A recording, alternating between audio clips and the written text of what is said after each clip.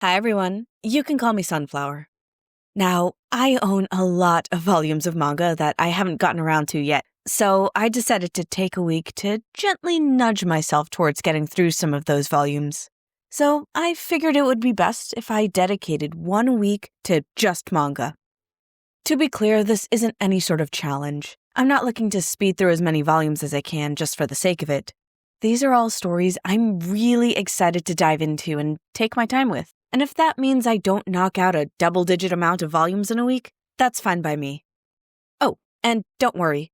While I'll be talking a little bit about what I've read, there won't be any major spoilers here, just some light overviews.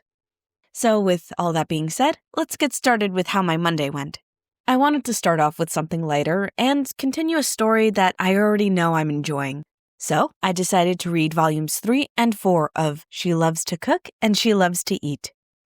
It's a really sweet, wholesome, slice-of-life WLW romance. And the premise is right there on the tin. Nomoto really loves to cook, but she's not a big eater. Kasuga, on the other hand, is not great in the kitchen, but loves to eat. They're next-door neighbors, so their friendship kind of starts off out of convenience based on their hobbies. One really loves to cook and see other people enjoy the food they make. The other really likes to eat. It makes sense. But, of course, it grows romantically from there as they get to know each other.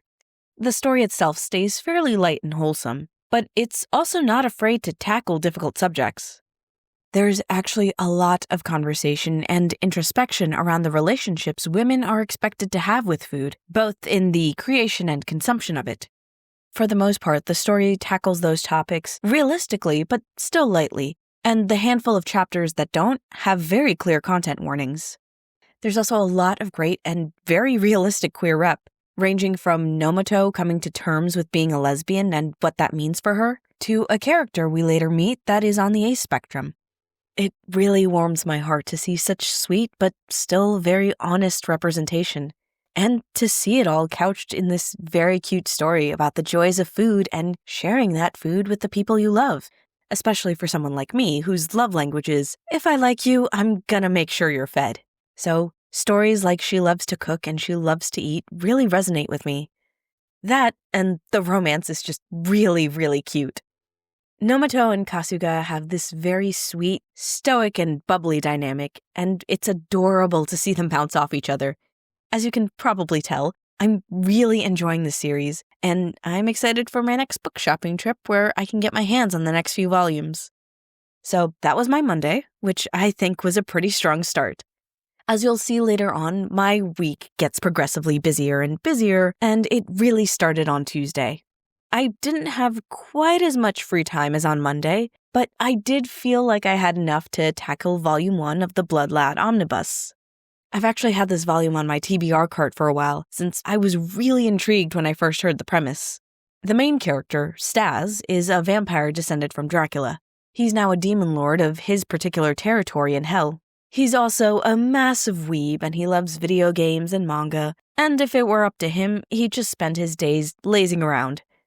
Of course, all that gets turned on its head when Fuyumi, a human girl from Japan, ends up in the demon world, and wacky hijinks ensue. I did have fun reading it, but I'll be honest, it wasn't my favorite. Like I said, I was really drawn in by the premise. The idea of a demon lord who's also an otaku meeting someone from real-world Japan and the potential for culture clash hijinks was really enticing. But unfortunately, after the first few chapters, the whole Stas being an otaku thing just kind of fades away. He stops mentioning it, and he stops asking Fuyumi about anything in Japan. Without that dynamic, he's just a standard shonen protagonist, and Fuyumi is just a standard shonen love interest. There are a few more interesting characters that round out the cast, like Wolf, Stas's friend and rival, and Hydrabel, the fun wild card sort of character. And by the end of the omnibus, I did see hints of an interesting love square going on between the four of them. But even with all that, it's still a pretty middle-of-the-road shonen. It's not bad by any means. Blood Lad is pretty fun, but it is the sort of shonen I've seen time and time again. So while I did have a good time with Volume 1, I'm not going to go out and buy the rest of it. If nothing else, I am glad I pulled it off my TBR cart and gave it a fair shot. On to Wednesday.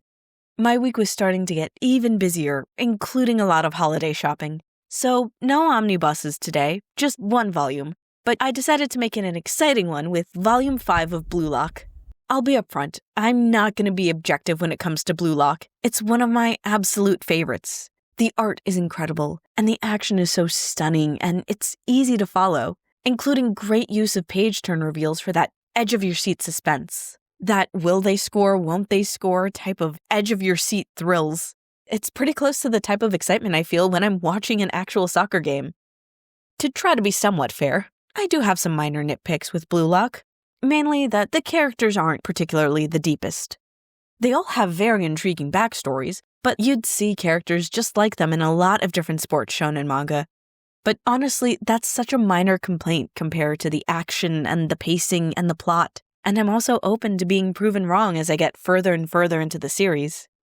Soccer is one of my favorite things in the world, so I'm always going to be a little more lenient with media that involves it. Although, I will say to Blue Lock's credit, it does do a lot to integrate real-life soccer culture within its story. Okay, just to interject real quick, and this is not a spoiler for any plot things, but I did want to point out how dedicated Blue Lock is to the realism of soccer. This character, Noel Noah, is a fictional character, but it's referencing a very common trend of soccer players that have grown up in difficult circumstances, extreme poverty, tend to be hungrier for success because that is their ticket out of their circumstances. Again, Noel Noah is fictional, but if you go up to this panel, these are not fictional characters. These are real soccer players. Neymar, Luis Suarez, and I believe this is meant to be Zlatan Ibrahimovic, all of whom have come from difficult circumstances and have risen up to stardom. It was really hard not to go on to all the other volumes that I own but haven't read yet. But unfortunately, I just didn't have the spare time. I could go on and on about Blue Lock, except for maybe season 2. That was rough. All that aside, that was my Wednesday read. Now, as for Thursday, real life was really ratcheting up. By this point, between all of the last-minute holiday things I had to take care of, and just general end-of-year wrap-ups, I didn't even have the time to get a book in my hand until way late into the evening. So I decided to cut myself some slack and treat myself by continuing my current reread of an old favorite, My Hero Academia. There's nothing I can say about My Hero Academia that hasn't been said a million times before. So suffice it to say that MHA is one of my top 10 manga of all time. Therefore, in terms of cutting myself some slack and treating myself, MHA is always going to be my go-to for top-tier treating myself rereads.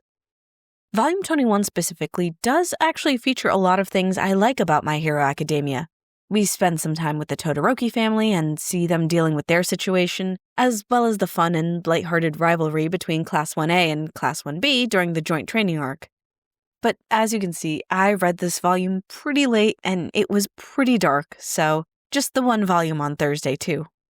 And even though My Hero Academia is over, I still won't be posting any spoilers, but I did think it's very funny that in this one page they accidentally left in the file name. And now we're on to Friday. And I'm going to be fully honest with you. I legitimately didn't read anything. I'd finished all my holiday shopping throughout the week, and my entire weekend was full of family things for the holidays, so Friday was the only day I had to sit down, wrap up some gifts, and make sure they all got dropped off to their respective recipients. Maybe trying to dedicate a full week to manga reading during the holiday season wasn't the best idea timing-wise. But I did make time to read manga that I don't think I would have done organically if I wasn't doing this challenge. So, those are the 5 volumes of manga that I managed to read in a week while still taking care of everything else I have going on as an adult. I have to remind myself, so hopefully it'll help if you hear it too. Any amount of reading is better than no reading. I made the effort, and I got through some volumes that I really enjoyed. Some more than others, for sure, but I had fun. Thanks so much for watching. Bye!